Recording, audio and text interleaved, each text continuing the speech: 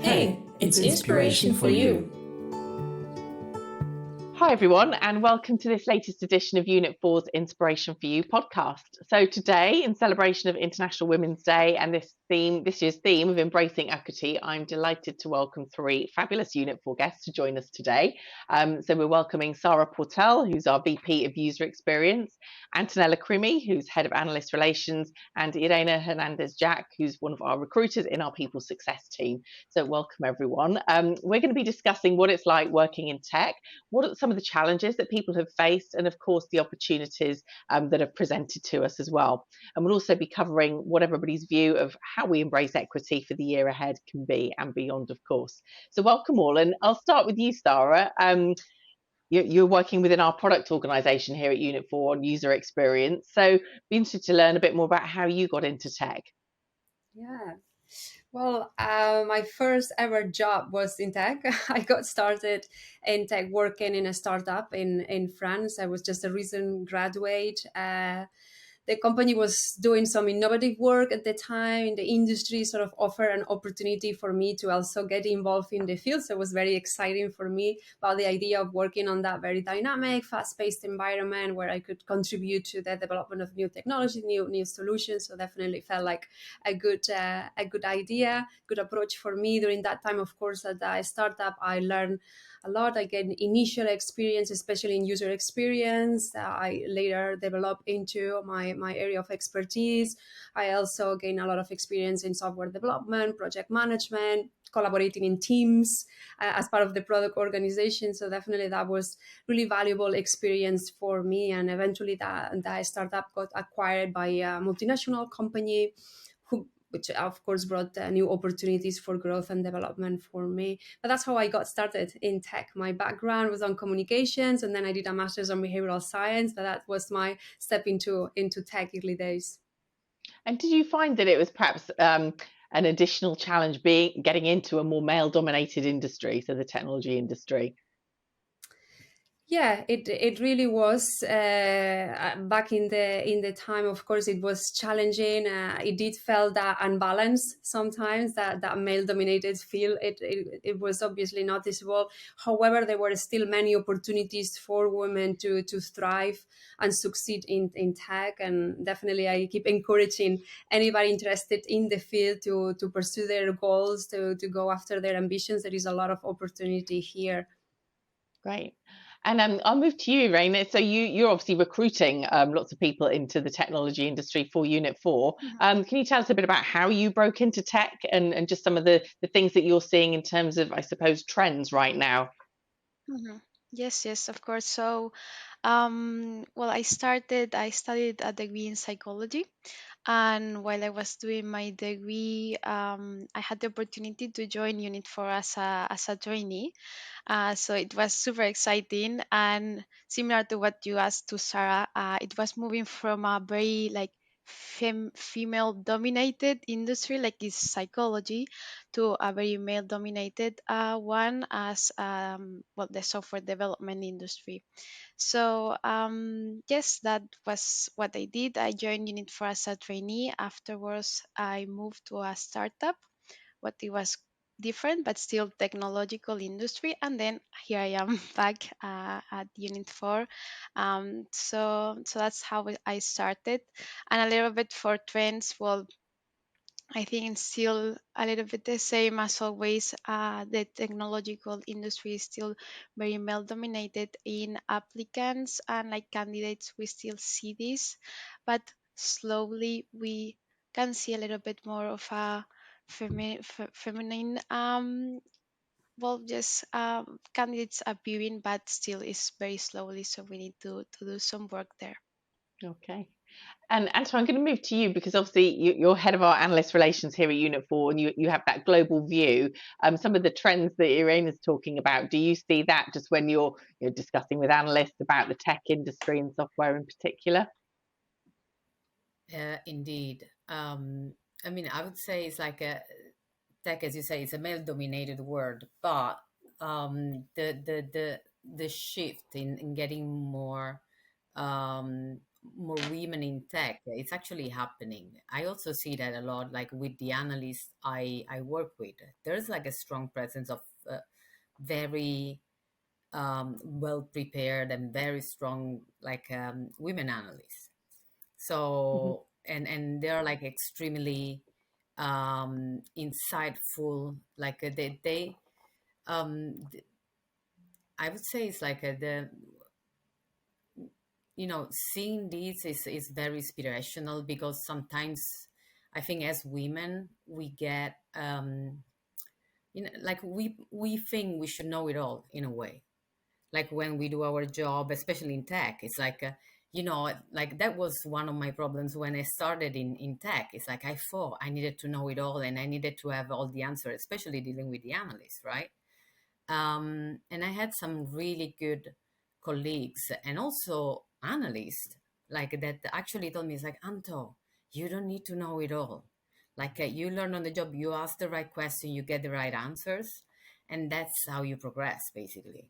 Um, so I love the fact that there are more women in tech, and that we're all supporting each other, and we're all trying to like lend each other a hand to progress together. So yeah, I think it's like I can see things moving very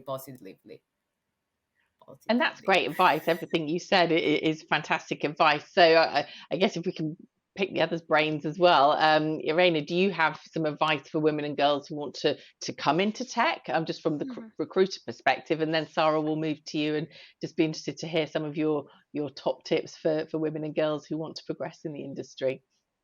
Yes, like from my side, I will say that um, if you have this curiosity to join the technical industry, to empower yourself, to never think that your skills may not be enough, to never think that like yes, to try to be objective, like because sometimes we have that subjective opinion of our own skills. We will be fail, or we will succeed, we will be able to do it or not, and these questions really don't take us to any place. Like just try it. If you feel that there is not a problem, you are going to learn so many things in that path, that at least you try, and you know that maybe that's your not is not your path, or it is. So um try not to think that kind of questions that only stops you and create those like mental barriers, and just empower yourself and your skills, and yeah, be sure of your skills. Go for it then. Yeah, that's all good advice as well. And Sara, what are your thoughts on that as well? Yeah, from experience, of course, working all these years in tech and navigating through the whole journey and career, one piece of advice it is to always be open to new opportunities and challenges. Don't be afraid to maybe step outside of the comfort zone, or take on projects, take on tasks that may be a little bit unfamiliar to you, right? Because this is where the growth happens, where you can develop new skills, gain valuable experience that otherwise you wouldn't have the chance to, and help you really progress in your career. So always say, yes to new opportunities, be open to them. It's been always something that it's been important, and it has result on progress. So definitely I step on that. Another one for me that's very important, I have seen it also in my personal experience, but also on others, is the role of having mentors and role models who can offer really great advice, great support, and help navigate the industry. Looking for individuals and look at your interest, of course. What areas are you interested? The skills, experience, expertise, and again, don't be afraid to ask for advice, Hmm. to ask for guidance. You will be surprised of Mhm. the response, right? So definitely look for them. They are out there, and they will be willing to help and support and empower that journey. And also be confident in your abilities, speak up, advocate for yourself. Don't be afraid to share your ideas, your opinions. Remember the unique perspective that you bring, the valuable insights that you offer, your unique voice, your unique presence in the industry that actually help us all to promote that diversity and inclusion. So those would be maybe my pieces of advice personal experience, but also what I'm seeing, that of course it helped a lot to actually move the needle when it comes to equity. Yeah, and I think that point around advocacy, supporting one another, that really does tie into this year's theme for International Women's Day around the embracing equity.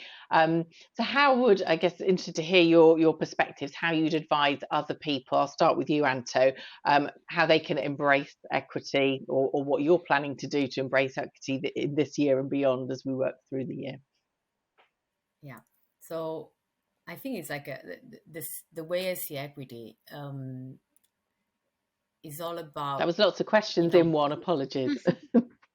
no, it's cool. But I think it's like equity is a big word, and it can mean like a lot of different things, also to different people. What I learned through my career is that like I just like I need to be myself. I mean, everyone is different and everyone is unique, like Sarah was saying, right? So like I think we all need to learn to first be ourselves, but also open up to diversity. There's people that are different from us. They might not have our same habits. They might prefer to work in the morning or in the evening, or it's like we're all different. We need to learn to listen and not judge. I know there might be what are called like what was that? It's like biases, unconscious biases, Unconscious right? bias, yeah. So it's like we need to stay alert and just be aware that those exist as well. And the thing is like if we listen more, we like try and understand people. It's like we can better work with other people, and we can form stronger teams, because it's like diversity is the main thing about having a more productive environment. You don't know where the best idea is going to come from. On another side is like about embracing diversity. I mean, a uniform, for example, like quick example here. We got, we all work from home. We got this, flexible working policy, right? Um, I'm a dog mom, like you are, Kate. So for me, flexibility is paramount, because I can start working, break a lunch, have a walk with my pup, come back home, like go to the gym if I want to. It's like it's very flexible. We're all adults here. It's like as long as we hit our targets, there's no like you need to be at your desk from 9 to 5. And this Hmm. is such a relief. And I have to say it was a bit of a challenge at the beginning for me, because I'm used to like I was used to working off in an office pre-pandemic, right? And I thought I had to be in front of my computer from 9 to 5, and I would feel psychologically bad if I stepped out to go to the hairdresser, if or like stupid stuff, right? I'm just saying, but it makes your life much easier. I think there is also Hmm. like a sort of um, a psychological block that you need to go over, though, because it's not always easy when you're used to a certain way of working to adapt to a more flexible type of working. So I learn it that way, but I think Yeah. it's like a flexibility, embracing diversities. These are all things that I'm trying to, embrace in my day-to-day work. Yeah. Okay. And Irene, I'll ask you the same question really about how you plan to embrace equity, but also how you're doing that and how also the organisation's doing that. I mean, Anto Mhm. talked about at Unit 4, we do have a very flexible approach which can accommodate everybody's different needs, which I think is really important. But be interested to hear from certainly the people team's perspective, Mhm. how you're embracing equity. Yes, so I think we should perceive equity as a tool or a process that we should follow to achieve equality, without looking to equity, like without understanding where someone comes from, the barriers that they have need to overcome, and like their background is difficult to achieve equality. So, for example, for us, one of the activities that we are doing from the women's group, and is very related then to the recruitment and people success team, is going to the root of the problem, that is not having enough female candidates, and going to high schools and giving different like courses, and just trying to have girls be interested in technology, in software development, and also providing some mentors and role models that then they can look up to. So that's an activity that we do yearly here in Spain, and yeah, I think it's a good way to embrace that equity that we are looking for. Great. Now I'll turn the same question over to you, Sarah. And you also mentioned about the importance of mentors as well. But yeah, any thoughts from you about embracing equity, how we're doing it as individuals and as an organisation? Hmm.